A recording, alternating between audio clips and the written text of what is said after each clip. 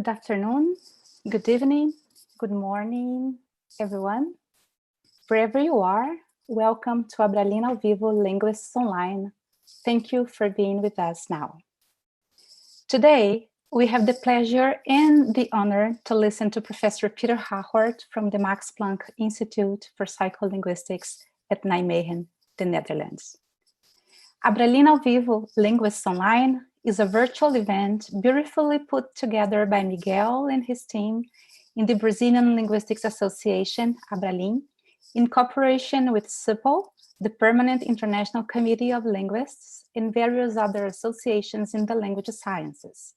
AUFAL, the Latin American Association of Linguistics and Philology, SAEL, the Argentine Society of Linguistic Studies, LSA, the Linguistic Society of America, ALAB, the Brazilian Association for Applied Linguistics, ILA, the International Association for Applied Linguistics, LAGB, the Linguistics Association of Great Britain, SLE, the Linguistic Society of Europe, ALS, the Australian Linguistic Society, BAL, the British Association for Applied Linguistics, and CEL, the Spanish Society of Linguistics.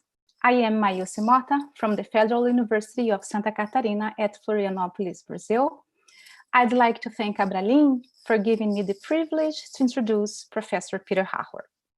Professor Peter Hagoort is director of the Max Planck Institute for Psycholinguistics, where he also directs the Neurobiology of Language department. He is the founding director of the Donders Institute, Center for Cognitive Neuroimaging, a cognitive neuroscience research center at the Radboud University, and he's also a professor in cognitive neuroscience at the Radboud University. His research focuses on the domain of the human language faculty and how it is instantiated in the brain. In his research, he applies neuroimaging techniques such as ERP, MEG, and fMRI to investigate the language system and its impairments, as in aphasia, dyslexia, and autism. Dr. Hagoort is the proponent of an influential neurocognitive model of language processing, the memory unification control model, which is a model that gives emphasis to the dynamic nature of the language-ready brain, and which is, by the way, highly compatible with the semantic syntax model of grammar proposed by Peter Serin, who will be speaking also here in this event on June the 30th. Professor Hagoort has been awarded various prestigious prizes for his scholarly contributions to the field, among them the Spinoza Prize, the highest Dutch award in science given by the Netherlands Organization for Research, which is the major state-funded organization that provides research funding in the Netherlands. He is also a member of many important societies, including the Royal Netherlands Academy of Arts and Sciences, the Academy of Europe, the National Academy of Sciences, and he's a fellow of the Cognitive Science Society. Peter has also been chair-elect of the Society for the Neurobiology of Language. His thoughts on language, cognition, and the brain have been presented in many theoretical and empirical articles published in the most important journals of linguistics, psychology, and cognitive neuroscience, as well as in books. He has a very extensive list of publications, but I'd like to highlight two recent books that are very important to all those interested in neuroscience of language. One is Research Methods in Psycholinguistics and the Neurobiology of Language, published by Wiley Blackwell in 2018. And the other is Human Language from Genes and Brains to Behavior, published by the MIT Press in 2019. Together, the two volumes give a state-of-the-art overview of methods, theory, and empirical work in psycholinguistics and neurobiology of language. Besides being one of the first cognitive neuroscientists to integrate psychological theory and models from neuroscience to understand how language is implemented in the brain, Professor Hagoort is also a very generous mentor, always willing to contribute to our work and always encouraging us to think, to see things and think in new ways. So as Professor Hagoort presents, you can post your questions and comments on the chat in English or in Portuguese, and he's happy to address them after the talk. So, Professor, thank you very much for accepting the invitation to be with us today. It's a great honor to welcome you. Okay, I'm going to share my screen. Let's see. Can you see the slides? Okay, good. Well, first of all, thank you very much, Mayuza, for this very flattering and extensive introduction. Also, of course, we have been in interaction before multiple times. It's always been a pleasure to talk to you and collaborate in the research. I also would like to thank Miguel for what's an amazing lineup of researchers that he has organized for this series on short notice. So that's an impressive feat. And what I would like to do now tonight is talk with you about what I call the core and beyond in the language-ready brain. So that is looking at language from the perspective of its organization in the system that allows us to produce and understand language, namely the human brain. Now I have to see. Yeah. So this is a picture of my daughter a number of years ago when she came home very proudly with a diploma indicating that after some training she is able now to lace her own shoes. So this is so-called shoelacing diploma, as you can see here, which is something which kids of that age have to learn at school. At the same time, already at that age, she was able to produce and understand quite complicated spoken sentences and utterances that one can argue are underlying a more complex grammar than, for instance, the movements that you have to make when you lace your shoes. This kids acquire, I'm not talking about now reading and writing, but I'm talking about speaking. This is something which children acquire without formal instruction. They pick it up as they go when they grow up in the first few years of life. And that's indicating something which is, I think, a crucial aspect of the human brain, namely that the brain provides an infrastructure that allows us as members of the Homo sapiens species to pick up language on the fly. And this is what's related to what I call the brain as a Kantian machine. The brain comes to the world with an intrinsic structure that allows it to accommodate and pick up certain types of information from the environment and build on that and develop its cognitive systems on the basis of that internal structure. Now, this is something where we deviate from other species. So clearly, when we talk about perception, when we talk about memory, there is a lot of overlap between the organization of these systems in human species and other species like macaques and chimpanzees and so on. But that's different for language, and therefore I share with Gary Larson the skepticism of animal models for language in their full glory. So, for instance, here, despite the fact that, of course, many people still implicitly might think that their dogs and pets understand what they say, but that's not necessarily the case. So here is what Gary Larson, in his cartoon view, thinks about the animal models of language. So here is the man saying to the dog, Ginger, okay, Ginger, I've had it. You stay out of the garbage, Ginger, understand, stay out of the garbage or else. And this is what, according to Gary Larson, the dog understands. Blah, blah, blah, Ginger, blah, blah, blah, Ginger, blah, blah, blah.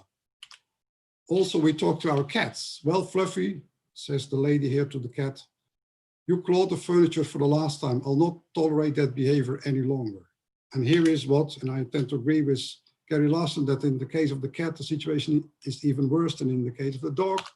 This is what they understand.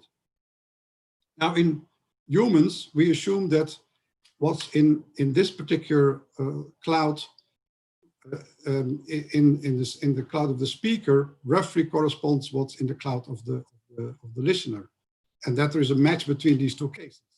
And that's why communication in language is possible in Homo sapiens. This, of course, is something to do with the fact that although we are genetically, to a large extent, similar or overlapping with, for instance, chimpanzee, more than 99% of our genetic makeup is like the same, Nevertheless, there is a sizable extension in the brain size of Homo sapiens, humans, compared to Paranthropodites, which is chimpanzee, which is, as you can see here. So this is Homo sapiens, 1400 grams. This is chimpanzee, 400 grams. And that extension of the brain is very likely due to the increased social organization, the complexity of the social organization, and also very likely to do with the fact that it allows us to communicate, have developed this strong communicative system, namely language, for which extended infrastructure of the human brain is available. So let's first have a look at the neuroanatomy of that particular feature of the human brain that supports language.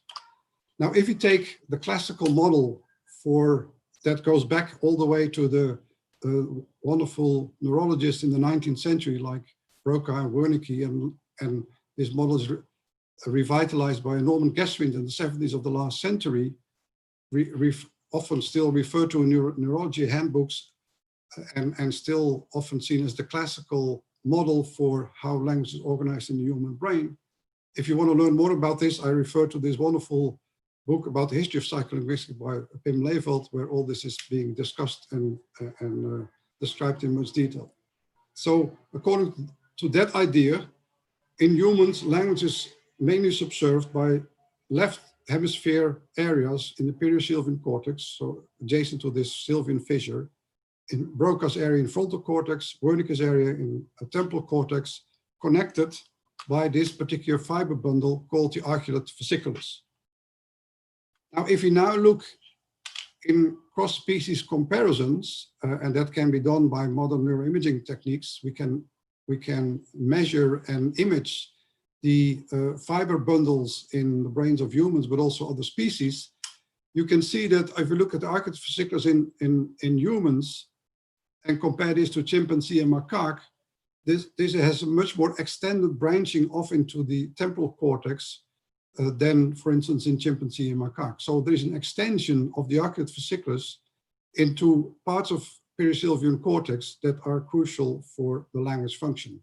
That is at least one of the architectural differences between us and other species that might be a supportive structure for building up the language system in its full glory, as we will see later on. In the meantime, also due to modern imaging techniques, we now know that it's not only the arcuate fasciculus that we see here, but other fiber tracts as well that connect the relevant parts of cortex in temporal and frontal cortex that are relevant for language, such as Broca's area here in the frontal cortex and this extended part of the cortex that's involved in language in temporal cortex. For instance, the unguent fasciculus is the more ventral pathway that connects these areas in the brain over and beyond the direct and indirect tracts of the arcuate fasciculus. And also the frontal Atlantic tract has been found now to be an important tract for language function. Moreover, if you look at imaging studies that look at activations in the brain in relation to language, we also see a much more extended pattern of activation adjacent and in increasing parts of cortex beyond Wernicke's and Broca's area, a much larger extension in these areas than was classically assumed, and moreover also partly right hemisphere contributions as well. So both at the level of the fiber bundles and at the level of the areas to seen activated, we have seen that beyond the language, the classical language model, multiple other areas are involved as well. But of course, if we now want to understand what these areas contribute, we need a model of how language is organized. What are the components of the language system such that we can map them onto the underlying neural infrastructure. And this is one particular view, what I call a cognitive architecture model, that specifies the subcomponents of the system that all need to be in place in order to make the system work in full extent. So for instance, in language production, we need to encode words in a grammatical well-formed structure. We have to find the sound patterns and articulate these sound patterns such that they result in overt speech. And in comprehension, we go the reverse route. There is acoustic phonetic input, which finally results in, through a series of steps, into understanding the message that the speaker wants to convey. What we try to do is to decompose the language system and then see how these different steps are implemented in the organization of the underlying brain structure and physiology. Now let's first try to decompose the system a bit more. So there are three, in my view, when you think about the system from a design stance, there are three components that need to be in place. And the first component is what I call the memory component. We know that a speaker or a listener has acquired knowledge about approximately 50,000 or so words of his or her native language. And we have to realize that this knowledge includes quite diverse types of information. So we know how words sounds. We know often when we're literates, we have gone to school, also how words are written. In the end of the day, we're not interested in the word sounds themselves. We want to know what the speaker wants to convey in terms of meaning. That means we have information in long-term memory about the meaning of words, also about their syntactic properties, such that we know what a noun is, what a verb is, and so on. And moreover, when we speak, we have to instruct in a coordinated fashion in the order of 100 muscles at a very rapid rate. And some of these motor programs for articulation might be pre-compiled in memory as well. So these are the components that during acquisition have been laid down in long-term memory and are the basic building blocks that form the core of our language faculty.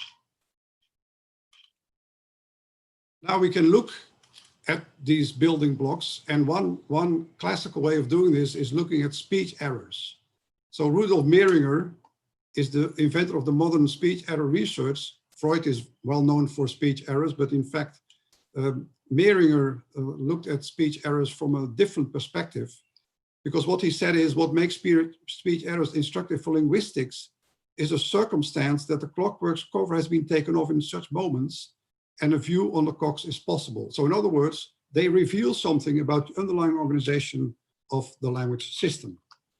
So they're not pathological necessarily, but reveal the regularities of the system. So let's take a few examples.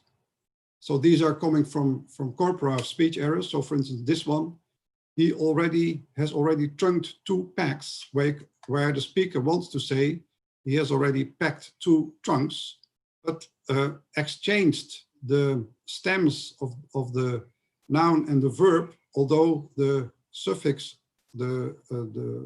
remained in the right position. Here's another one where someone says leading lists, where he would like to say, or she would like to say reading lists, where you can see that the onset sound of the word that comes next is already produced earlier on in the word preceding that particular word, and shows that this already was partly pre-activated while still trying to produce the word reading. And you can also see this here when now you see the nucleus of the syllable. The vowel there is exchanged between these 2 words, pus pocket and pos pocket. And the interesting thing is that there are strong regularities. So you will never see that the onset consonant of a syllable will exchange with the nucleus or with the coda, but the position remains the same. And the other thing is that this illustrates that we don't retrieve, if we speak, words as ready-made packages out of our memory. Every time we speak, we assemble them from the sound inventory and assign these sounds to the metrical grid of the syllabic structures, such that we then can produce them. And only this way we can explain why these speech errors can occur. Because if there would be ready-made packages, it would not be possible to make these kind of mistakes. So we have a fair, clear idea about how this whole process is organized. So let's assume you look outside of your window and all of a sudden you see a 3D version of Ursus horribilis. So that's this particular animal. Ursus horribilis falls on your retina.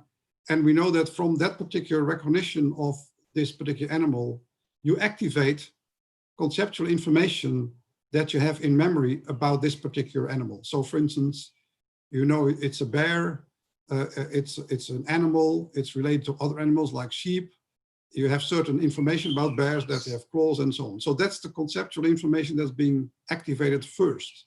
Now, if you want to produce that particular word, bear, or beer in Dutch, the next step is that you have to retrieve the grammatical information. You have to know whether in, for instance, a language that has different types of gender, whether it's a neuter gender or a common gender word, because that has all kind of consequences for how adjectives are inflected in preceding the noun and so on. So that's the next step. And then you have to retrieve the phonological form called phonological encoding. As I said before, you have the metrical syllabic grid and have to assemble the different sound patterns into that grid in order to then instruct the articulatory system to produce the actual word beer. Now we have shown that, for instance, it already takes you 80 milliseconds from the retrieval of this onset consonant to the final one in words of like monosyllabic words like the word beer. So we have mapped out the whole time series of the activations that take place, showing that indeed when you produce a single word, that already includes a large number of, or a number of steps with their own time course properties and their own assembling characteristics.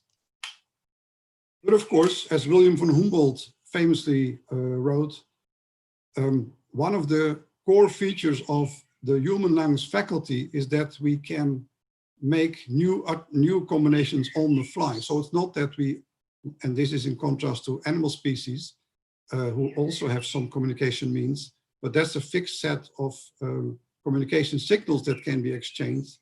Whereas the crucial feature of the human language system is that with this fixed repertoire of sounds and this limited repertoire, although still a large repertoire of words, by combining them in ever new ways, we can make an infinite number of new messages. So language makes an infinite use of finite means. And this requires that the building blocks that have been acquired and are stored in long-term memory have to be unified into larger structures on the fly. These are not retrieved as such from memory, but they're unified on the fly. According to classical or Chomsky linguistic views, that's especially related to the syntactic machinery that allows us, by following the rules of syntax, to combine the words, the lexical items, into well-formed utterances and interpret these utterances in both their sound qualities and in terms of their meaning. But I tend to agree with Ray Jackendorf, who has claimed that, in fact, what is the case in the human language system, that language comprises a number of independent combinatorial systems.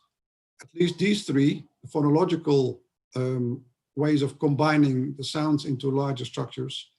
Of course, the grammar and the syntax that allows us to do this in a syntactically well-formed manner.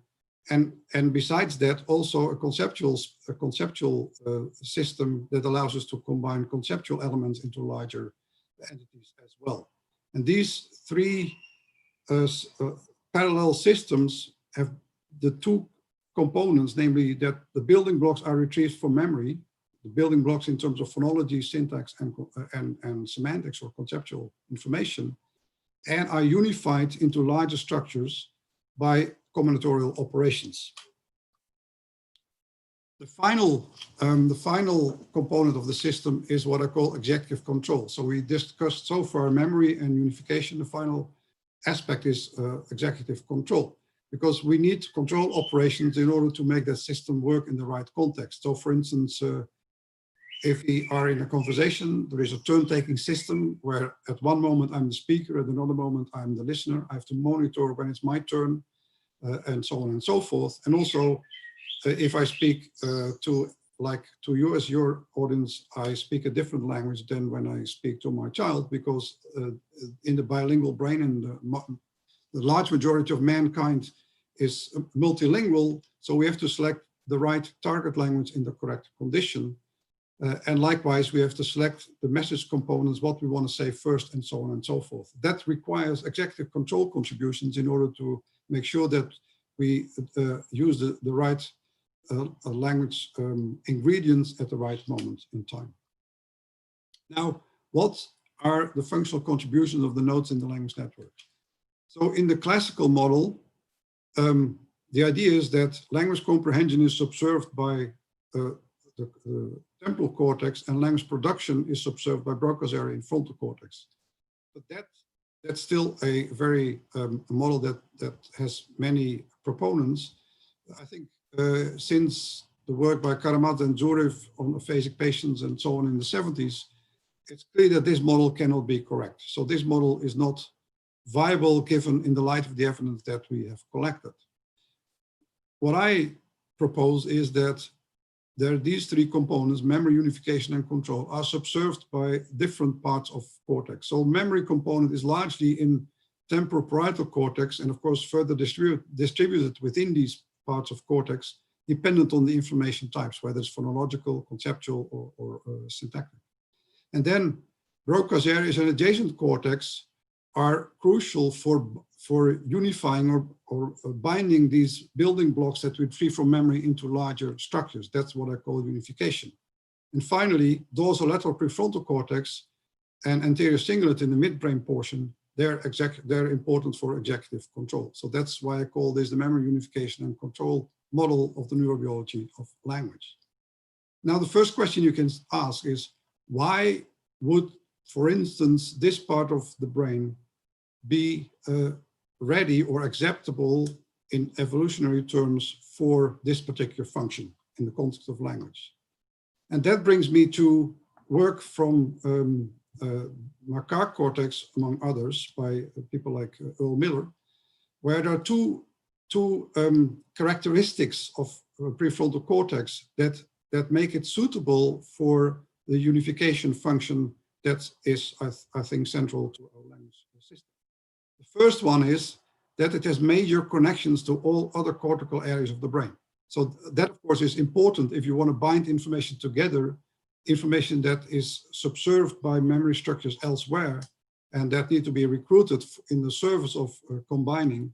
Then you need to be able to retrieve that information from different parts of cortex and bring that together in unification space. And that is what this part of cortex is capable of doing. The second thing is that, in contrast to the binding problem in vision, where you have to bind color to object shape and motion and so on and so forth, where we know that these are subserved by different parts of visual cortex, these are separate in space and need to be bound together in order to result in a coherent, integrated percept in consciousness. In language, it's intrinsically the case that information is spread out over time. So if I have the subject of a sentence like the man and who went to school, and now the main verb, the verb of the main clause follows, that has to agree in number, for instance, with the subject of the sentence. And that means that I have to bind information together that's extended in time. And this requires neural machinery, which prefrontal cortex provides, that's important in temporal integration. So neurons that are capable of instantiating binding between events that are separated in time. So these two characteristics of prefrontal cortex neuronal machinery allow it to be accepted in evolutionary terms in the human brain for this function of unification. Now, this unification, and here is a recent book by Ray Jackendorf, which I can highly recommend, and I agree with Ray Jackendorf here, is domain general. So this combinatorial procedure is, first of all, as I already indicated, is needed for different types of information, phonology, concepts, and syntactic information. So it's uniform across the grammar, and the differentiation of, or what it is applied to, is depends on what's the information that needs to be combined. So that's what he calls the declarative templates, which specify what is to be combined. And even further, one can claim that the same operations are relevant in the context of, for instance, arithmetic or music and so on. So it's a plausible combinatorial principle, not only for linguistic structure, but also for a variety of other cognitive domains. Therefore, as they write, given this cross-faculty generality, we conclude that the relative complexity of unification is a matter to be accounted for with respect to the mind as a whole, not just in the language faculty per se. What makes language special is not so much its means for combining units as the content of what is combined, phonological, syntactic, and semantic structures, rather than, say, visual or haptic representations. And this is very much in line of what I wrote myself in a recent paper in Science, where I argued that multiple brain network contributions will not be language specific, but shared with other cognitive functions. Elementary linguistic units, such as, for instance, sounds or certain particular like syntactic templates and so on, will almost certainly be domain specific. But some key aspects of the elementary linguistic operations, such as unification, where you bind them together, might well be shared with other domains, such as music and arithmetic. So in that sense, I'm happy that, that this view that I propose is very much in line with a view that at least one of the most influential linguists of today also holds. Now, let's look in a bit more detail at, for instance, syntactic unification and semantic unification as two of these important components of the human language system. So what I mean by syntactic unification and memory is that very much in the lexicalist tradition of linguistic these days, it's argued that some parts of the syntactic machinery are already stored in the lexicon and don't need to be assembled online completely. So, and this is, for instance, in line with the tree adjoining grammar by Arvind Joshi and also with the tree-led idea of Jekanov and so on. So the idea here is that if you read or listen to a word that comes in one after the other, it's not only the case that you retrieve its word form, and not only the case that you retrieve the conceptual information once you see or read this word, but also a small syntactic frame or template or treelet, whatever you want to call it, that specifies the local syntactic environment in which that particular word usually operates. So for instance, in the case of a woman, that's the head of a noun phrase, the noun, which often has in its context a determiner phrase, a determiner like this, for instance, and a modifier, a prepositional phrase, and so on and so forth. So with every particular word type, a syntactic frame is co-activated and that's part of your lexical representation that has been acquired over multiple instantiations of nouns and verbs and determiners and adjectives and so on and so forth. And they incrementally come in one after the other, and they need to be combined to figure out a larger phrasal configuration of the whole utterance. And that happens, and that's what I call unification. So the unification is that the noun, the foot and root notes that share the similar characteristics, namely being a noun phrase and a noun phrase here, and moreover share the diacritic features, so singular and singular or plural and plural, they match up and form dynamic connections in order to build the full phrasal configurations of the multiple building blocks that are retrieved from memory.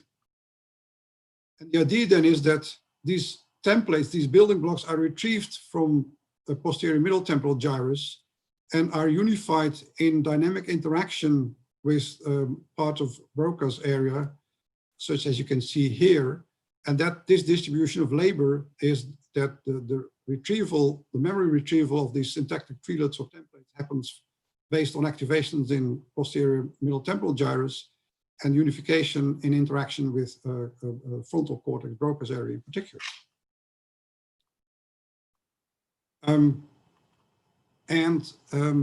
We have some good evidence for this in a paper with Tineke Schneider's work in PhD, where we actually, and I don't have time to discuss the details, so you should consult the paper if you're interested, where we in fact show that this is a very likely scenario.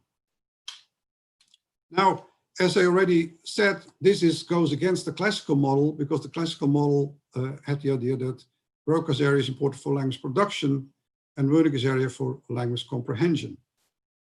So what evidence do we have that this is not the right model and that the alternative model is more likely the case? So that's where we wanted to see whether we can figure out a way to falsify the classical model. And this is what we did by using a phenomenon called syntactic priming. Syntactic priming is well known from also the behavioral literature, is a form of positive priming, where it induces a tendency to repeat a current sentence that's similar in structure to the one previously presented. So for instance, if you read or hear a sentence or produce a sentence, Theresa May was defeated by Boris Johnson, there's an increased likelihood that the next sentence will also be a passive construction with completely different lexical items, but the structure might be more likely the same than, for instance, when you had produced an active, that might be more likely followed by another active. And this is a phenomenon called syntactic priming. Now, if we take this into the neurobiological infrastructure, the idea is that if production and comprehension share a neurobiological or functional system for both production and comprehension, then processing syntax in one modality, namely speaking, should lead to facilitation for the same structure in the other modality, namely listening. So here you see the situation. So let's say if I listen to speech, the speech input will result in phonological decoding and syntactic parsing, where I compute the syntactic structure, and finally that results in an interpretation of the input string.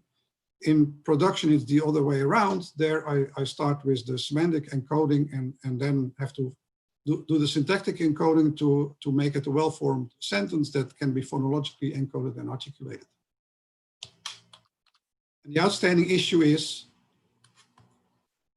are syntactic encoding and parsing based on the same neural infrastructure or on separate neural infrastructures as the classical model would assume? Now, to do this, we used a priming variant in fMRI that's called repetition suppression, where we find that in brain activation terms, when you repeat the same stimulus feature, in this particular case, the particular syntactic structure, the fMRI response in regions responsible for processing that structure, that particular feature, will be suppressed. So will be reduced compared to the first time you have to produce or understand that particular feature.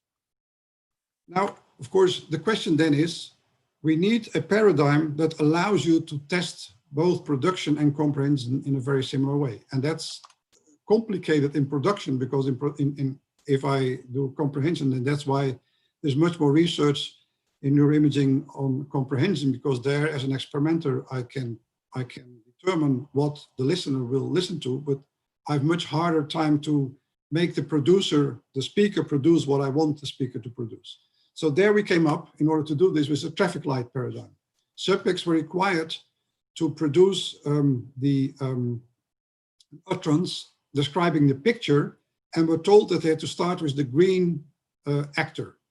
And in this particular case, that means that it's going to be an active sentence. So the girl shoots the boy. In other pictures, it was the boy who was green, and the same situation. And that means that the boy was shot by the girl, because now you have to start with the boy. So in this particular way, by using this traffic light paradigm, we could induce in the speaker an active or a passive sentence. And in the comprehension target, that's not necessary, because they just hear the sentence, the man shoots the woman, or the woman is shot by the man. So here is then the paradigm. You get the verb, strangle, then you get a prime picture, and start with the green actor, like the woman strangles the man. And then have a target picture that either has the same structure or a different structure, and so on and so forth, where a boy and a girl are strangling each other, and so on. And the crucial thing now is that, are we going to see the same pattern when the priming happens within one modality? So for instance, in this particular case, you have to produce a sentence, the boy serves the girl. And then if it's purely production, you get another sentence that you have to produce, namely, the man is served by the woman, which is not the same syntactic structure, namely a passive structure, or a sentence with the same syntactic structure, although different lexical items, the woman serves the man. So in this particular case, it's the same structure. You would see, if there is priming or repetition suppression, a reduced activity in this case compared to this case, because now you repeat the syntactic structure that has already been primed. And likewise, in the comprehension case, you hear the sentence, the boy serves the girl. If then you hear the sentence, the woman serves the man, is the same syntactic structure. So you should see repetition suppression or priming in comparison with this situation. The crucial thing now is what happens when we cross the modality. So you produce the sentence, the boy serves the girl, and then you hear the sentence, the woman serves the man. Or compared to, for instance, the man is served by the woman. If there is the same neuronal machinery involved, it shouldn't matter whether the repetition effects are within the modality or between the modalities. And that's what we try to figure out. And indeed, this is what we find. So the two core areas for syntactic processing, namely left inferior frontal cortex and left middle temporal gyrus, show repetition suppression both within the same modality, namely within speaking and within listening, but also across modalities. So if you go from speaking to listening or from listening to speaking. So that is a very strong argument in favor of the idea that there is shared neurobiological system for, in this case, syntactic processing in both comprehension and production. And we did a whole series of other studies where we not only looked at syntax, but also semantics and lexical items. And lo and behold, we find that independent of modality, namely independent of whether it's speaking or listening, the same neuronal infrastructure supports these core linguistic processes. Counter evidence, we argue against the classical model, the classical Wernicke-Lichtheim model, or Lichtheim-Wernicke-Geschwind model, where there is a division in terms of production and comprehension between these two parts of the brain. Okay, let's now take a look at what I call semantic unification. So here, of course, we so far I showed only fMRI, but we can also measure the tiny electrical activity of the brain by either EEG or an MEG system, magnetic encephalography, a very expensive hair dryer, where this contains the liquid helium. This has 275 squids that detect the tiny magnetic fields of the brain with a very high temporal resolution. And if you do this, for instance, this is the classical finding in the concept of language reported by Kutas and Hilliard, when you have a sentence like the pizza was too hot too, that either ends in the expected way, namely too hot to eat. This is what you see. This is the electrical waveforms that you can detect by electrodes on the skull. And you see an increased, so negativity is going up in this particular case. You see an increased amplitude of this so-called N400 component when there is a mismatch between the meaning of the word and the meaning of the context. And the larger the mismatch, or the more the deviation of the meaning of the word, the lexical meaning and the meaning of the sentential context, the larger the amplitude of the N400 is going to be. And we know that if we take the MEG version, again, we find this effect to be over left posterior frontal sides. This is the net effect when you have a correct condition where there is no violation and a semantic violation. So we did study that I can't discuss in detail here, but this is where, for instance, you get the gist. So Dutch trains are yellow and very crowded, which is the correct sentence. Dutch trains are white and very crowded, which is world knowledge violation. White is still a predicate that can be applied to the stuff that trains are made of, but it so happens to be the case that Dutch trains are not white.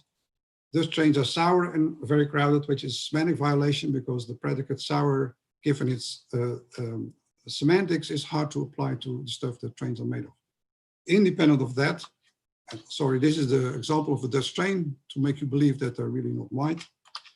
So what we see is that for both the semantic and the world knowledge violation, there is this negative going voltage deflection that starts 250 milliseconds after you've seen or heard that word and gets a maximal amplitude roughly at 400 milliseconds, indicating the fact that it's harder to combine the meaning of this word with the meaning of the context when there is a violation of the semantic expectation. And moreover, we find again that this results in increased activation when it violates the expectation in left inferior frontal cortex, an area adjacent to Broca's area, Brodmann's area 47. So these are three representations of the same slide, an actual coronal slice and a lateral slice, all showing activation in the left Broca's area, left inferior frontal cortex. Now this can be used in order to dissociate two different ideas about the organization of semantic unification. One, which is a strict compositional view, where the idea is that the meaning of an expression is a function of the meaning of its parts and the way they're syntactically combined. That's a strict compositional view where syntax is the core machinery and takes the word meanings and combines them into complex semantic structures. In contrast, there is a more psychological model, which you could call a situation model, where linguistic expressions are processing instructions to generate a mental representation of the situation as described in the sentence or in the utterance. And we have done a whole series of experiments in order to disentangle these two views, and I'll just take one of them. And this one is where the content of the message and the knowledge about the speaker needs to be combined. And let me make sure what this is. So this is work with Jos van Berk and Danny van der Brink and Catalina Thesing. So if you hear the sentence, I think I'm pregnant because I feel sick every morning. As a listener, you need to relate the meaning of the individual word to each other in order to understand what's being referred to. But also, at some point, you want to relate this to your knowledge about the speaker who utters this particular sentence. So for instance, you won't be surprised if this is the speaker of that utterance, I think I'm pregnant. You might be a bit more surprised if this is the person that utters this particular sentence. And you might be highly surprised if it's this person. So at some point, we integrate information, the content of the message, with the information about the speaker. So what we did, and of course, information about the speaker is given away by the same acoustic signal that gives away the content of the message, namely the voice. So we had people listen to voices that gave the same, produced the same utterance, but differed in gender, age, or social background. And here is an example. This is in Dutch, but I'll play it anyway so that you get the gist. So here, if this little boy says, on Sunday, I always get pocket money from my parents, you won't be highly surprised. But if a guy of 45 says it, you might be more surprised. So here is I'll just play it so that you can hear it. Op zondag krijg ik altijd zakgeld van mijn ouders. Op zondag krijg ik altijd zakgeld van mijn ouders. And the reverse case. So now the old man or the older man says. Morgen ga ik met mijn vrouw in het bos. Sorry, the child says, morgen ga ik met mijn vrouw. Tomorrow I'm going to make a walk with my wife in the woods, which is somewhat odd for a child, whereas it's fine for. Morgen ga ik met mijn vrouw in het bos wandelen. Okay, so it's of course not Portuguese or not, it's Dutch. So I hope you get the gist. So this is the crucial word in the sentence, in this case pocket money, and in this case wife, where although it's the same sentence with the same lexical items and the same syntactic structure and the same words, it's going to be deviating from your expectation in the light of the knowledge that you have about children and older people, and based on the characteristics of the voice. In this particular case, it doesn't really matter. We see the same N400 effect that you've seen before when there's a language internal semantic violation. You see the same N400 with the same time course characteristics, namely 250 milliseconds after the onset of the spoken words that in of itself has a duration of a few hundred milliseconds. You already see an increased N400 when the information mismatches with your social knowledge. Showing the same distribution that we find for language internal semantic deviations, indicating that in essence, this is support for a situation model account where all relevant information that you have available that might contribute to interpreting the utterance will be taken on board immediately and connected to each other immediately in order to fix the interpretation of that utterance. And again, we find activation as a result of increased effort to integrate these types of information in the same area that we found it before, namely the left inferior frontal cortex. It's slightly less strong because, of course, the violation might be less strongly experienced, but nevertheless, we see it in the same area as we've seen it in the case of a violation of the semantic expectation in language. clearly showing that the left inferior frontal cortex is a crucial area for solving the binding problem for language, which I call unification. This area, as I've argued before, is not language specific, but acts as a multimodal unification space, integrating the semantic consequences of linguistic and non-linguistic information for the interpretation of the input string. Now I skipped this one. So we also start to do what I call psychopharmacolinguistics, where we see whether some neuromodulatory substances might have a modulatory role also in terms of language processing, like methylphenidate and oxytocin and so on. And the answer is yes, we find that they can modulate the language processes, such as semantic unification in this particular case. But let's look here a little bit now. So I told you there is this distinction between memory and unification. Unification more in frontal cortex, but that doesn't mean that every part of frontal cortex contributes to exactly the same unification operation in terms of what kind of information is unified. If you look at activations, and we did a meta-analysis, and Buchheim did a meta-analysis, it's clear from large numbers of fMRI studies that semantic activations are in a more ventral part of frontal cortex. Syntactic activations are slightly higher up, and phonological activations are even more higher up, partly a ventral part of the motor cortex as well. And this is 151 neuroimaging studies that we looked at, and you can see clearly that if you look at studies that are referring to activations to do with syntactic processing, they're more dorsal than the ones that show activations for semantic processing, both in terms of frontal and temporal cortex. And clearly, if you map this out, all the activations into Dirac space, you see that that this is the center of mass, and this is the different activation spaces. There's hardly any overlap, so they're really disjunct in this particular case. So ventral part semantics, this more for syntax. Likewise here for in temporal cortex. Now you can one thing in order to understand the functional connectivity in the brain is looking at resting state connectivity. Because it's clear that the brain shows intrinsic oscillations at multiple timescales, not only at frequencies like alpha and beta and gamma, but also at the slower timescales of the bolt signal itself. So the hemodynamic signal. If you take the time course of the bolt signal, so that's the signal that underlies the brain activations in fMRI, you see a pattern of fluctuations, activation fluctuations that goes up and down in time, and that these oscillations are characteristic of these voxels.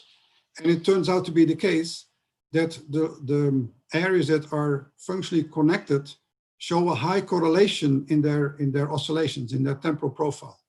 So this is, for instance, found in motor cortex. So if you look at voxels in left motor cortex, there is a strong correlation in the time course of in these voxels between the time courses of the bolt signal in the left and the right motor cortex, for instance.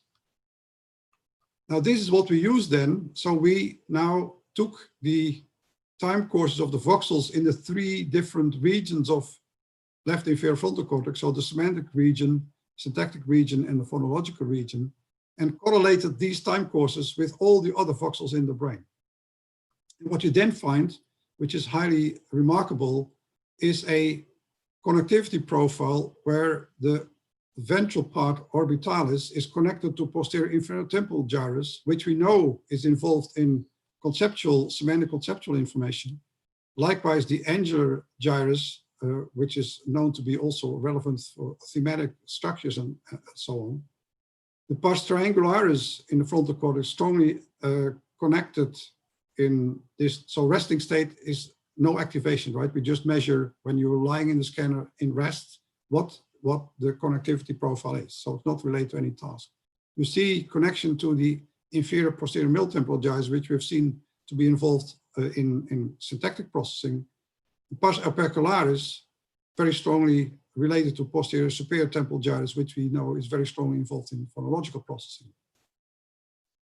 And this has been replicated recently in the so-called human connectome project, where a large number of subjects with high-level data have been recorded by the group of Christian Beckman, and replicated this particular configuration. So in the left hemisphere, and interestingly, this is not what we find in the right hemisphere to the same degree. In the left hemisphere, a topographical organization is found in which areas in frontal, parietal, and temporal cortex are connected according to information type, namely semantic, syntactic, and phonological. So this provides quite a view on how the dynamic interaction between these areas is orchestrated that need to be recruited in the service of combining and retrieving information that's important for getting language to work the way it does. So we also did a large study in no less than 204 subjects, which we call the model of all unification studies, which is now available as an open data base. It has information, fMRI information, but also MEG. So we also recorded MEG in all these subjects, anatomical MRIs and so on. And you can download this information if you're interested yourselves, want to ask your own questions and want to use this data set in order to extract information that you might find important or relevant. You just go to the website and get this data set, and it's described in the details are described in a Nature Scientific Data paper where the methods and everything and the design and everything is described in much detail, so that you have all the background information if you want to do something yourself. So this was a set of 360 sentences, varying in syntactic complexity and length. And each object was presented with 120 system in MEG and also 60 in MR. And in addition, we presented the same words, but then as a randomized version of these sentences, as just word strings without any semantic or syntactically coherent structure, to control for the contributions of the lexical items, the word meanings, and their lexical characteristics. And they were both presented visually and auditorily in order to see which of these structural aspects of higher order interpretation are independent of the input modality. So here is just an example. So here, this is now an MEG, the MEG version. And where you can see, for instance, if you now look at the sentences, it starts, when you read these sentences at 100 milliseconds, you start to see strong activation of occipital cortex, which moves forward to the, strongly to the also word form area and more forward to the temporal and frontal areas, the further you come into time, in order to then fully extract the information that's needed in order to understand that particular utterance. And you can see that if you compare this activation profile with the word lists, the differences, the significant differences you see occurring at different moments in time in parts of frontal temporal cortices, where you see stronger MEG activations for the sentences than for the word lists. Now, this movie gives you a bit of a flavor of the dynamics of the process, because of course, the brain is a highly dynamical system. So what I've done here is that you're going to see the activation profile of a word in the context of the preceding sentence and in time, in slow motion, so that you can get a picture of, so that you can get a feel of how that dynamically in time, that pattern of activation is playing out. So you can see clearly reverberating activation in temporal and frontal cortex. We're still here at within half a second as a result of the fact that you extracted the information. This is masked for, this is the joint activity for auditory and visual, so you don't see the input modality so much. So I'll show it again, but you see the activation coming up and reverberating between frontal and temporal cortex. Now, if you look at the peaks of activation in this, in this particular case, we focus again on reading. You see that you get an early peak in a left occipital cortex that's followed by a later peak in time, first peak in posterior temporal cortex, and a second peak in after roughly 400 milliseconds. That second peak is also seen in the left inferior frontal cortex. And moreover, this second peak and this first peak in left inferior frontal cortex are very strongly co-modulated, very strongly correlated, indicating the dynamic interaction that happens in that time frame between left inferior frontal cortex and left posterior temporal cortex, showing that this is a very highly dynamic process where information is traveling back and forth in order for it to be fully integrated into a full interpretation of the input. So an intermediate summary then, we see deviations from the classical model, namely the connectivity of the language cortex in left perisylvian regions is much more extended than proposed in the classical model, and not restricted to the arcuate fasciculus. Moreover, the distribution of labor between the core regions in left perisylvian cortex is fundamentally different than proposed in the classical model. It assumes a shared circuitry for core aspects of language production and comprehension, which both recruit temporal parietal regions for retrieval of the linguistic information that you have laid down in memory during acquisition, and the unification of building blocks into utterances for interpretations that are constructed online. So, as Noah said, unification enables words to cooperate to form new meanings. Moreover, language and other cognitive functions are neurally implemented in dynamic networks of brain regions, and therefore it's important to identify the role of any given region in the context of the larger network in which it's embedded. It doesn't make any sense to say Broca's area it has this function. It only makes sense to say Broca's area has a particular function, for instance, in the context of a network in which it's embedded for that specific function, like, for instance, language. And moreover, it's a highly dynamic system. So that's why, in essence, what we should do, we don't do that very often, but what we should do, what I've tried to argue, is that for any specific region, we should speak of its functional contribution in the context of network N at time slice T. Okay, so the final 5 minutes, if I'm allowed, I want to go beyond the core language network, namely from language to communication. And this is related to an influential idea by people like Rizzolatti that found a very important finding, the so-called mirror neurons. So the mirror neurons, as they describe in this influential paper, allow the observer. So the mirror neurons were found when a monkey makes a grasping movement, and you record the neurons that support that grasping movement. They found by accident that if the monkey sees the experimenter to make the same movement, for instance, to pick up a peanut, the same neuron fires. And this, they thought, is an essential ingredient to understand how we can understand each other. Namely, I can understand the intention of another person by, in fact, simulating the action of that person in my own brain. And that is what they claim to be the role of the mirror neurons. So mirror neurons allow the observer to understand directly the goal of the action of the others. Observing actions performed by another individual elicits motor activation in the brain of the observer, similar to the activation which occurs when the observer plans their own actions. And the similarity, so the fact that you have the same activation between these two activations, allows the observer to understand the action of others. And this is the crucial thing, without needing further inferential processing. And this inferential idea has been taken up in the language sciences, especially by Friedemann Pulvermüller, who has argued along similar lines that this is how we can understand linguistic expressions as well. Now, I believe that this is not going to work for the following reason. The reason is that if, let's take, this is a famous, I think my Brazilian friends will like this example. This is a famous Dutch soccer coach, Guus Hiddink, and here is his sister Mien. He is visiting Mien and enters the house and finds it a bit warm and says, "Mien, it's warm here." One possible answer from Mien is to say, "Indeed, Guus, it's 33 degrees. That's one option. The other possibility is that Mien says, "Indeed, Guus, I will open the window."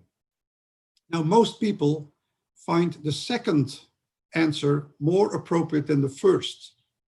But, of course, Guus made a statement and Mien interpreted the statement as a request, namely, do something about it. So that's not something which you get by simulating the content of the propositional content of the expression by, for instance, your temperature sensitive neurons in the midbrain. You have to make an inference that what Guus wants to achieve with this expression goes beyond the statement and in fact is a request. And that doesn't work in the mirror neuron framework, because Rizzolatti and colleagues assume that understanding language is based on sensory motor simulations. But sensory motor simulations are reenactments of coded meaning, but not of speaker meaning. If understanding is related to deriving speaker meaning, as Grice and other pragmaticists have argued, sensory motor simulation is not good enough. So in the context of, for instance, this situation here, it's very hot here. You would interpret this as a request to open the door rather than to just say, well, yes, it's indeed. And that might require additional inferential steps. Now you could say that's arguing from first principles. Is this also really the case?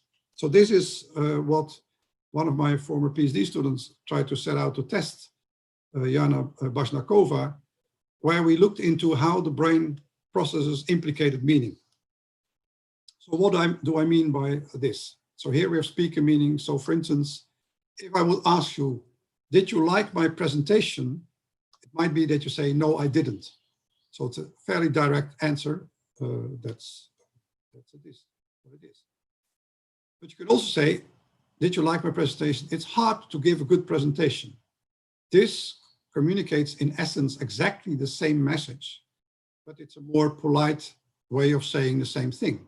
But this second way of saying it requires that you infer what's implicated in that answer, and that might require higher level pragmatic enrichments and inference machinery.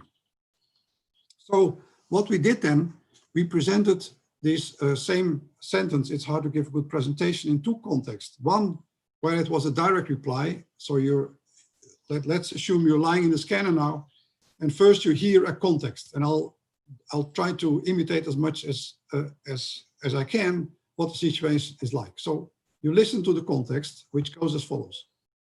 John needs to earn some extra course points. One of the possibilities is to attend a student conference. He has never been to a conference before, and he has to decide whether he wants to present a poster or give a 15-minute oral presentation. He is talking to his friend Robert, who has more experience with conferences. John knows that Robert will be realistic about how much work it takes to prepare for a conference. And then you as a subject hear the following dialogue. First, John, from one side of the scanner. How is it to prepare a poster, Robert? A nice poster is not so easy to prepare.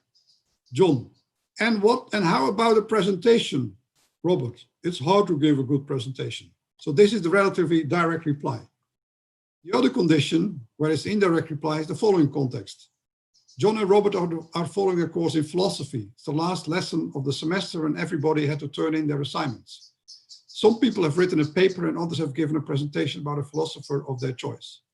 John has chosen the latter. When the lesson is over, he's talking to Robert. John, I'm relieved it's over. Robert, yes, the lecturer was really strict. John, did you find my presentation convincing? Robert, it's hard to give a good presentation. So now we're going to look at the difference of the same activation in the brain of the same sentence. It's hard to give a good presentation in the indirect reply context and in the direct reply context. And what we find there is that there is increased activation in three areas: the medial frontal cortex, the temporal parietal junction. And these are two areas that are core areas in the so-called theory of mind network. So that's a set of areas that are important to ascribe mental states to another person. That's not sensory motor stimulation. That's not areas that are part of the mirror neuron system, but these are part of the theory of mind network and the anterior insula that's involved in emotional appraisal. So clearly we find that the mirror neuron system cannot do the trick on its own. It requires additional inferential machinery to get from coded meaning from propositional content to speaker meaning, namely what the speaker intends to convey by this particular message. We've done, I'm skipping this in the interest of time, we've done another study where we find basically the same results. So that means that the conclusion is theory of mind areas are involved in grasping speaker meaning. The putative mirror neural system and motor simulation is not sufficient for understanding the intended message of the speaker. Listeners take the speaker's perspective at both the cognitive and affective levels, and this seems crucial to infer speaker meaning. And this cannot be handled by a system that's sensory motor simulation only, or by a mirror neural system on its own. I skip this also in the interest of time and come to the final conclusion. So what I've tried to do here is to show that there is core machinery, especially in left perisylvian cortex, for the core features of memory unification and control. These are the building blocks that allow you to decode or encode propositional content.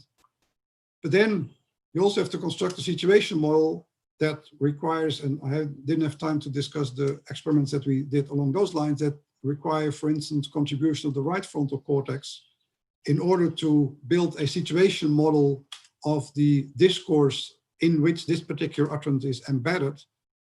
And finally,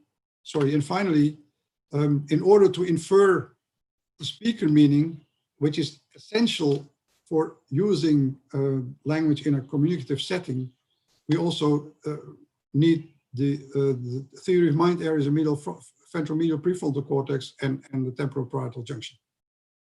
So with this, I would like to thank you for your attention and quickly refer to the books that Muse was referring to, and actually Miguel asked me to mention the book, so that's why I added them. So this is a book that is specifies or has chapters with all the research methods that are currently available in psycholinguistic research and neuroevolutive language, field work, eye tracking, reaction time works, MR, and so on and so forth. Which the linguist list described as a powerful collection of the tools, software packages, seminal studies, and so on that are used nowadays. And that's this book might be useful as a guide to, if you're interested in doing experimentation yourselves, what's out there, what are the tricks, and what are the state-of-the-art tools that are available for doing research on the language system. And finally, the book that Bayus also referred to, Human Language from Genes and Brains to Behavior, that's a collection of chapters that cover, I would say almost everything that we nowadays know about language. Its acquisition, the anatomical basis, the linguistic basis of language, but also, for instance, animal models for language like songbirds and other species, but also the large modeling possibilities with natural language processing modeling that we have these days and so on. So all this is in this book. So if you want to have an overview over the current state of the art in the different subfields of human language research, of course, this is advertising for myself in a way, but I still think it's a useful book for a consultation of what's out there at the moment. Okay, that's it. Thank you very much.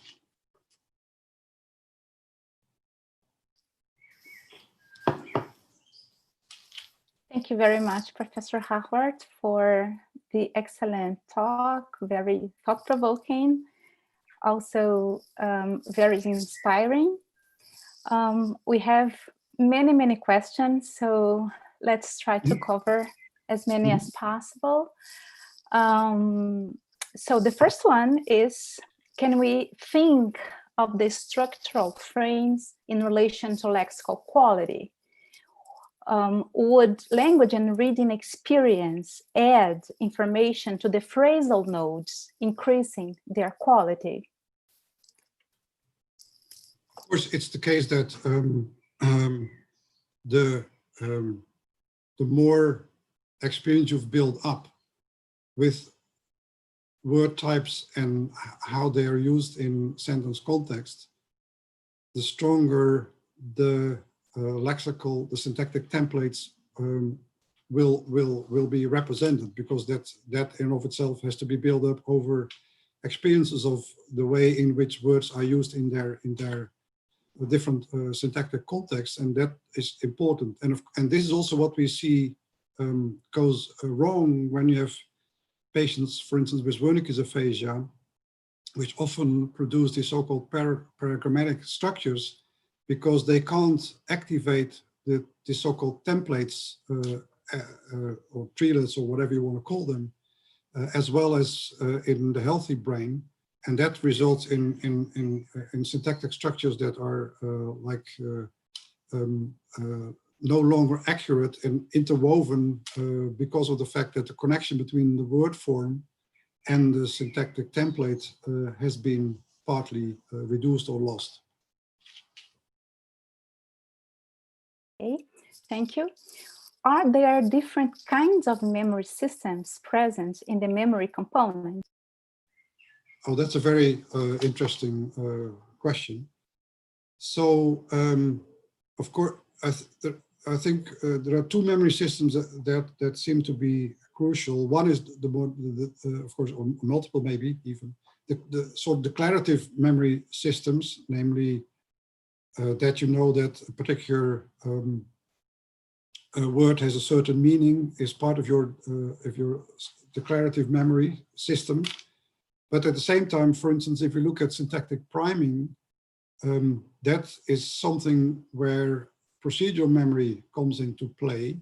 And actually, we have done a study in patients with Korsakoff syndrome, so they have strong declarative memory problems, but they still show very strong syntactic priming effects because their procedural memory still seems to be intact. And that is something where that's already indication that there might be different memory structures involved. Of course, also when it's about like discourse structures and so on, hippocampal structures might also play a role because that hippocampus is, of course, relevant for those kind of cases where you have to build up an episodic trace of the current discourse that you have to build up in the context of the interaction that's happening at this very moment. Okay, thank you. How do lexical and grammatical processing, as described in your proposal, explain the processing of multi-word expressions? Ah, very interesting. So, well, multi-word expressions, of course, I assume the question relates to idioms. So so of course, there are certain combinations of words that like he kicked the bucket, or even like things like pepper and salt and so on, that are fixed phrases or idiomatic expressions, and they act in theories like that's also shown by Pim Leveld and others. They act in fact like words, so there you don't need to have the same combinatorial machinery as you do for building an interpretation on the fly. They're just retrieved as an idiomatic expression in many ways similar like when you retrieve a particular word from your mental lexicon.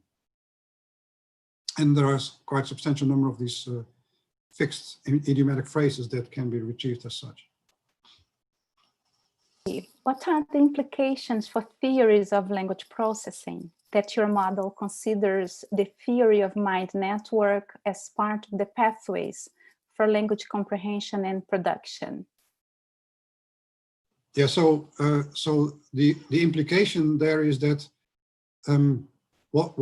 that's also what I tried to do in this recent paper in Science in 2019, to say, well, there is a certain tendency to say the essence of language is recursion, or the essence of language is this, or the essence of language is that. I think that's not maybe the most useful approach. Language is a very complicated system that has multiple aspects and multiple facets, and also requires multiple contributions from different networks in the brain. So if you want to understand the system in its full operation, namely how I retrieve sound patterns from starting in auditory cortex and so on and so forth, but all the way up to what is the message that the speaker wants to convey, there are very likely multiple networks in the brain that need to contribute in order to make that system work in its full glory. And that's what I try to show at the end. So there are certain things that are crucial in order to retrieve the sounds and the syntactic structure and decode the propositional content. But of course, that's always embedded in a context, a communicative context, a discourse context, and so on. And in order to, and also a context where gestures and other types of information is available. If that type of information needs to be integrated as well, it requires the recruitment of different networks in the brain in order to, in interaction, come to the full interpretation of the linguistic input. Okay, so there's one question here about the nature and nurture discussion. Can you talk a little bit about discussion considering your research on the neurobiology of language? Well, I mean, of course, that's a very complicated issue, but what I try to argue also in the beginning of my talk is that, let's say, nature is internal organization of the brain itself. So, for instance, that we have these like extended arcuate fasciculus in the human brain that's not there in the brain of other species, that there is a certain development in temporal cortex and also frontal cortex that's different than we see in other species, might have provided an infrastructure that allows you to build a language system, but that language system is only going to be built by input that you get when you acquire language when you grow up.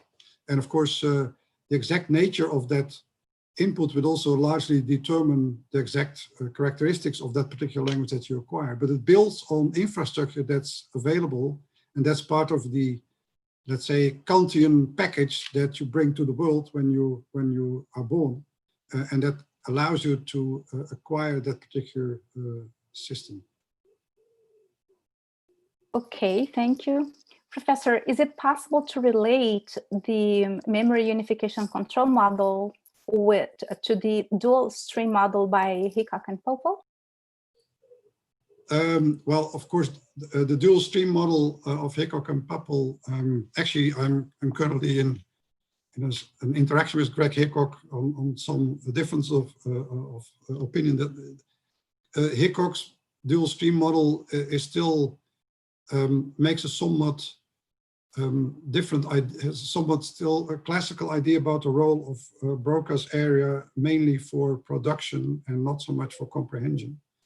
And there we kind of disagree, because I believe that the evidence, this is strongly based in his view on patient data, but I think on the whole, the evidence that's out there is not in support of the idea that there is a strong dissociation between comprehension and production between these two components of the system. Of course, his model, the dual stream model, is very strongly based on word and word phonology and single word processing. In fact, of course, and that's the other thing that the classical model was based on. So in the times of Broca's and Wernicke's, and Lichtheim, one has to realize that back in those days, in the 19th century, for those neurologists and also partly for the linguists, language was just words, and that there was something beyond the word level was not part of the kind of idea package.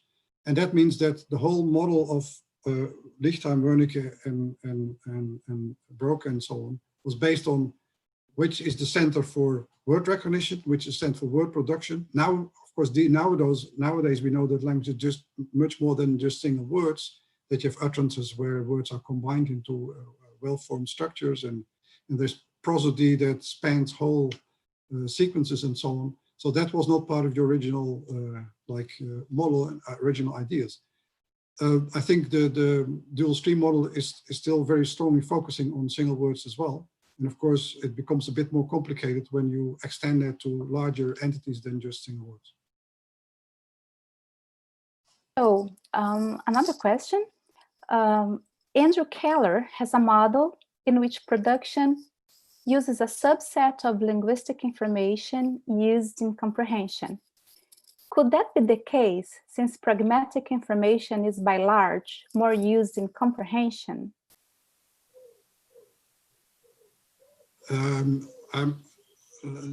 I would argue that I mean, pragmatic information, if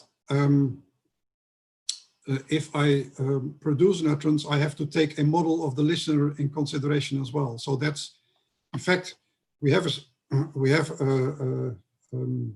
a study in psychological science a number of years ago, where from the perspective of the speaker, and the same utterance was produced by the speaker. In the one case, with knowledge that the listener had some background information, and in the other case, with background knowledge that the listener didn't, and that made not so much a difference in the core language areas, and also not the number of words produced and so on, but there was a strong increased activation in medial frontal cortex, dependent on whether you had knowledge, differential knowledge about what the speaker, what the listener knows. So in that sense, there's also evidence that it's not only in comprehension that you need pragmatic information, but also the speaker, when producing an utterance, needs to take a model of the listener into account, which has all kind of pragmatic components. So I don't think there is I mean, there might be some differences, but not substantial differences such that pragmatic information is only used when there is comprehension and not production. Thank you. Another question, you just tell me when you cannot take any more questions. I'm available all night. Okay, so what are the implications for neuro-machine translation researchers and software development in this regard? I'm not sure what regard exactly, but for machine translation, what neural machine translation? Neuro-machine translation researchers and software development in this regard. I'm not sure at which point of the presentation the this person asked this question. Yeah, that I find a bit hard to answer, because I don't know exactly what the question refers to. Of course, yeah, machine translation is a whole different field that not necessarily needs to take into consideration, like Google and so on, needs to take into consideration how the brain does it. There are all kinds of engineering solutions that work well, but are not necessarily solutions that are the same as the human brain does it. But for engineering purposes, that's fine, but not when it is a model for how humans might do that. So that's, but it's a bit hard to answer that question, because the background of the question is not completely clear. Thank you. How does cross-linguistically the inferential, let me start again. How does cross-linguistically the inferential machinery for argumentative templates would change their encodings in languages with different syntactic structures? Yeah, so of course, there are, so let's say that, as I said, so I think, and this is an idea that people like Liz Bates and so on have been advocating for a while ago, for a long time, and the general idea is that, of course, you build these structures for your particular language that you acquire. That very likely is going to use the same parts of the brain for the different components, but what you encode, what these neurons code for, is clearly language specific, because and clearly that also means that there might be subtle or less subtle differences in the relevance of certain bits of information in one language compared to another information. So, for instance, German is a very rich, and Turkish are very rich morphological language with a very rich morphology compared to, for instance, English, which means that those parts of the brain that are important for like morphological processes will be stronger text in those languages than in languages where morphology doesn't play such a role. So there, of course, can be differences in the recruitment. That's also where sometimes one sees, let's say, that's where sometimes you see stronger activation in production in Broca's area of frontal cortex than in comprehension, not so much because the computations that these areas are doing are different between comprehension and production, but because in production, if I want to produce a well-formed utterance, I have to compute the whole structure, whereas in comprehension, there is often like all kind of information that allows me to infer what the speaker wants to convey, even if I don't compute the full syntactic structure. This is what Fernando Ferreira calls good enough processing. And this is also what, for instance, in my work with Broca's aphasics, and why it's often looks like they don't have any comprehension problem, because any permutation of the word apple, man, eat will result in the correct interpretation that the man eats the apple rather than the apple eats the man, because this is the world knowledge that people have. And you don't need syntax in order to figure that out.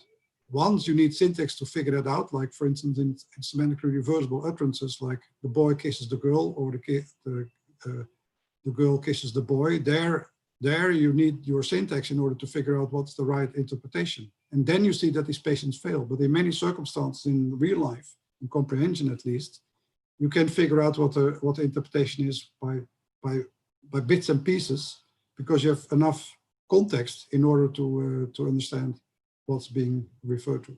And that's somewhat asymmetry between production and comprehension, because as a speaker, I have less degrees of freedom to bypass, for instance, the syntactic encoding operation.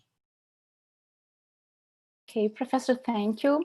Another question, how frequency effect in language that posits frequent syntactic structures, for example, constructions, are stored and retrieved as a unit? How can that be explained by your model?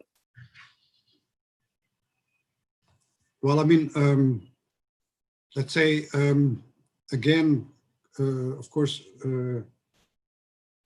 these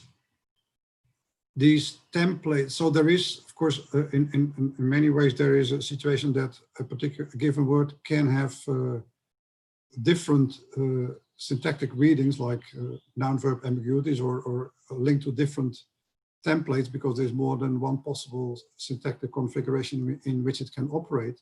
And there, clearly, it will be one thing that will determine the competition between and the lateral inhibition between alternative candidate constructions or templates will be determined partly, for instance, by frequency and partly by context. So, for instance, if you have like the man saw the bird with the binoculars, the prepositional phrase with the binoculars can both be attached to the bird and to the verb, and whether it's going to be where it's going to be attached will be partly dependent on what's the most frequent unification for that prepositional phrasal type, namely the verb or the final noun, but also partly by the context. So it's very likely that the man has the binoculars and not so likely that the bird has the binoculars. So that will also determine which of these two structures being computed in the case that there are multiple alternative possibilities. So both semantic context and frequency will co-determine which of the constructions is being selected in case where there is competition. Maybe two more questions. When activation from left temporal parietal areas spreads to the left inferior frontal cortex and back, lexical representations are accessed and go through unification. What information is being unified in this process?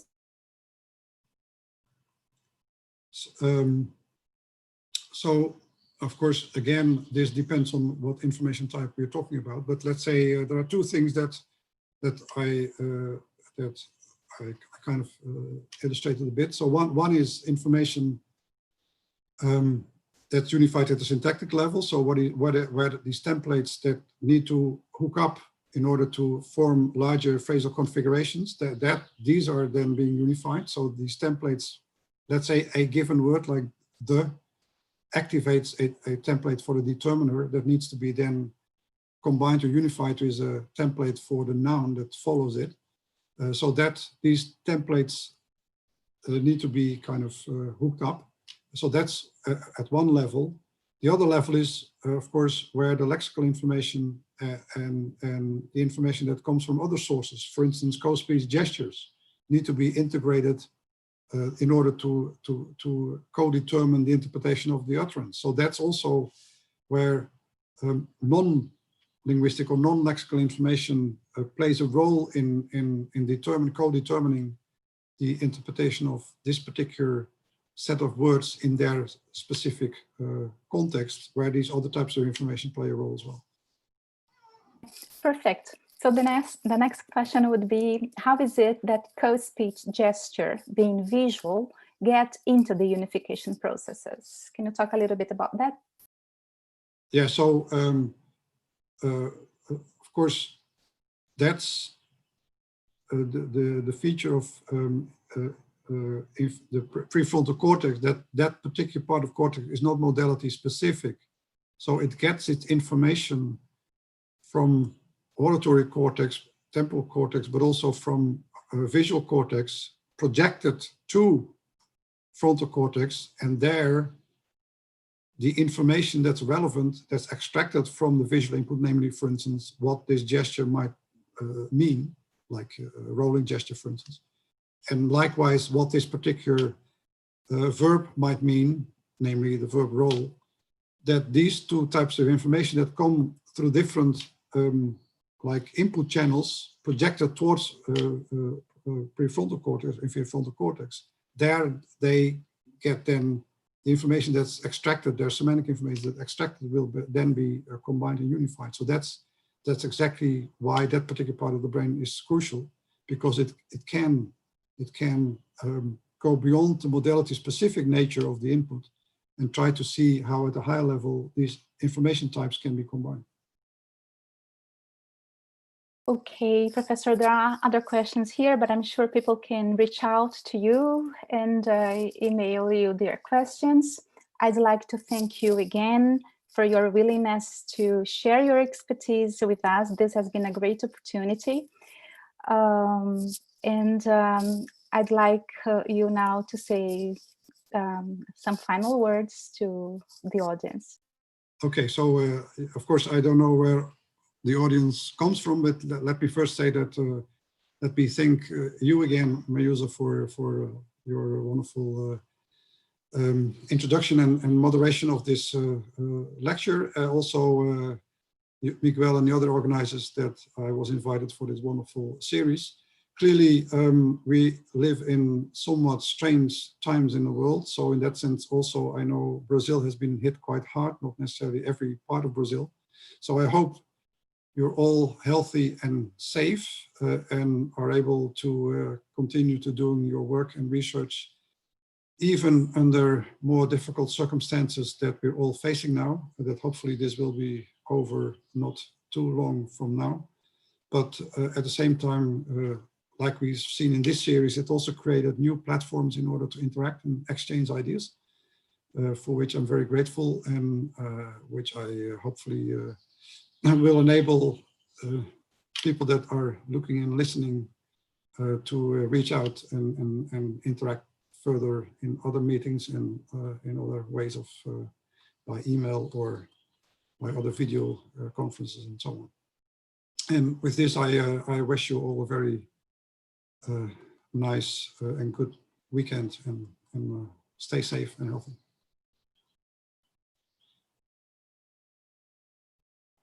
Thank you.